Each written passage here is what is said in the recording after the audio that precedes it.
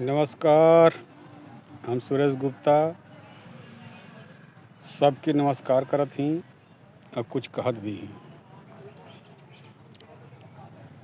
कि भारत के आन के कभी नहीं झुकाऊंगा मैं, तिरंगे की तरह ऐसे ही लहराऊंगा मैं। अब मर भी गया तो क्या हुआ, आपके दिल में घर बना जाऊंगा मैं। जय हिंद।